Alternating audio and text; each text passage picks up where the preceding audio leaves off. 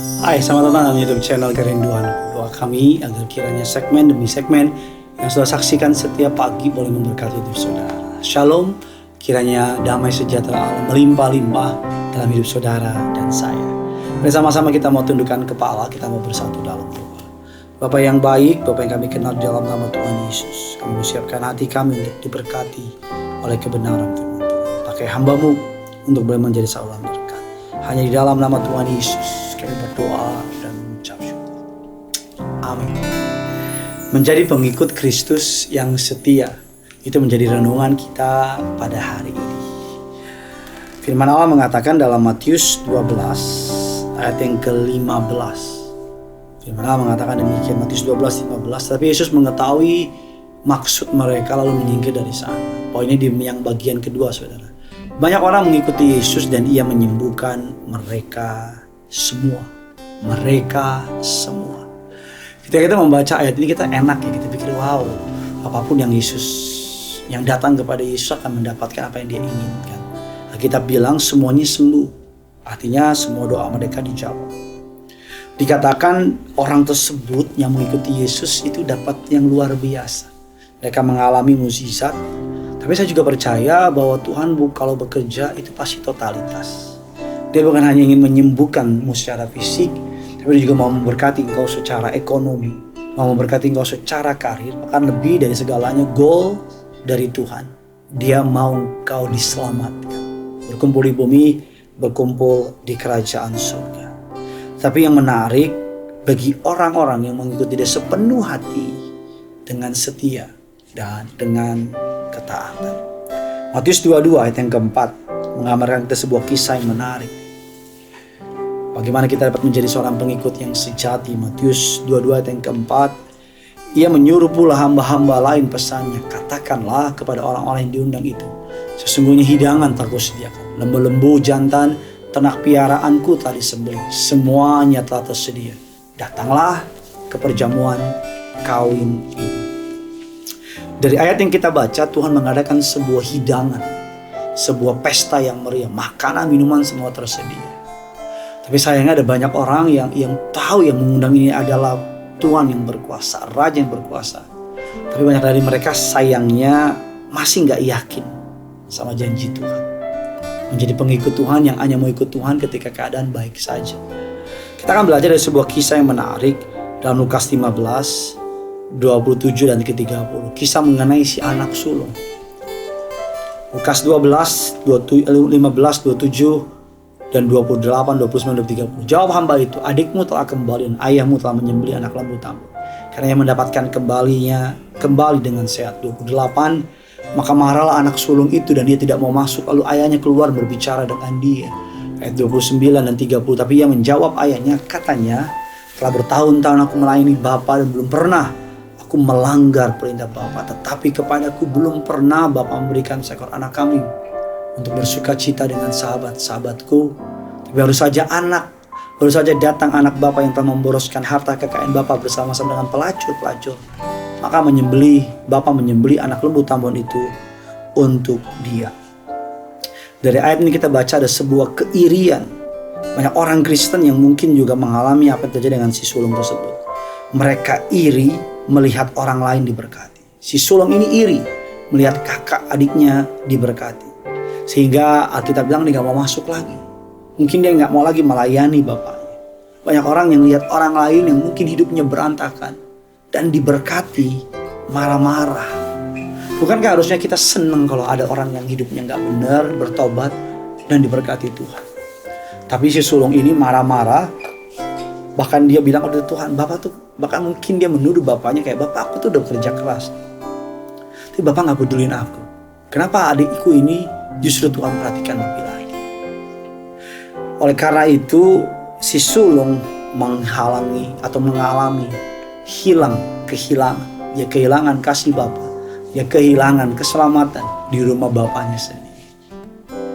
Jika kita masih punya konsep seperti itu, seperti si sulung, udah merasa mampu, merasa bisa, udah korban A, B, C, D, E, F, G, dan kok Tuhan gak tolong saya. Itu yang akan membuat kita mengalami penundaan, atau bahkan mungkin tidak mengalami berkat yang Tuhan sediakan. Kita lihat firman Allah, Lukas 15 ayat 31. Bapaknya mengingatkan anaknya dengan sebuah kalimat yang ini. Kata ayahnya kepadanya, "Anakku, engkau selalu bersama-sama dengan aku. Segala kepunyaanku adalah kepunyaanmu." Bapaknya sedang kembali mengingatkan anaknya tentang identitasnya dia. Bapaknya sedang mengingatkan anak tersebut tentang siapa dia dan apa yang dia punya. Oleh karena itu, menjadi pengikut Kristus yang sejati adalah jangan lupa atau jangan sampai kita melupakan identitas kita, yaitu kesayangan dari Bapa di surga. Firman Allah dalam Mazmur 23 ayat yang ke-5a mengatakan, "Engkau menyediakan hidangan bagiku di hadapan lawanku." Bicara mengenai sebuah Tuhan menyediakan kemenangan di hadapan lawan, bicara mengenai di tengah keadaan sukar, di tengah peperangan, di tengah masalah yang sedang berkecamuk. Tuhan menyediakan berkat, Tuhan menyediakan promosi. Oleh karena itu, untuk menjadi pengikut yang sejati, jangan pernah melupakan siapa kita di hadapan Tuhan, apa yang kita miliki, dan bagaimana Bapa mengasihi kita. Filipi 4 ayat yang ke-8. "Jadi akhirnya, saudara-saudara, semua yang benar, semua yang mulia, semua yang adil, semua yang suci, semua yang manis, semua yang sedap didengar, semua yang disebut kebajikan dan patut dipuji. Think about it." Pikirkanlah itu semua. Mazmur 92 ayat yang ke-12. "Orang benar akan bertunas seperti pohon korma, akan tumbuh subur seperti pohon aras di Libanon." Orang benar digambarkan seperti pohon korma, bertunas. Pohon korma atau buahnya tidak bergantung kepada musim. Bahkan produktivitas pohon korma sampai 100 tahun. Apapun musimnya, pohon korma bisa bertumbuh dengan baik. Demikian juga kita selalu dapat bertumbuh, berbuah jika kita memiliki iman yang teguh. Jangan seperti pohon cabai yang pedas, atau dengan kata lain gampang marah-marah karena lihat orang lain diberkati. Bahkan kita mengira bahwa kok orang jahat diberkati dan sebagainya. Oleh karena itu, mari firman Allah mengatakan, belajar seperti Yabes. Dalam 1 Tawarik 4 ayat yang ke-9. 1 Tawarik 4 ayat yang ke-9, di tengah-tengah keadaan yang tidak menyenangkan, Yabes lebih dimuliakan daripada saudara-saudaranya. Nama Yabes itu diberi ibunya kepadanya sebab katanya, "Aku telah melahirkan dia dengan kesakitan." Ayat yang ke-10, Yabes berseru kepada Allah Israel, katanya, "Kiranya engkau memberkati aku berlimpah-limpah dan memperluas daerahku, dan kiranya tanganmu menyertai aku dan melindungi aku daripada malapetaka, sehingga kesakitan tidak menimpa aku." Dan kita katakan, Allah mengabulkan doa. Hari ini, jika saudara ingin menjadi pengikut Tuhan yang sejati, kita perlu mengetahui atau mengenal siapa kita di dalam Tuhan, apa yang Tuhan punya dalam hidup kita, dan apa yang Tuhan miliki dalam hidup kita. Selamat menjadi berkat dan selamat diberkati. Yang punya surga, crazy in love with you. Mari sama-sama kita mau menyembah Tuhan kita.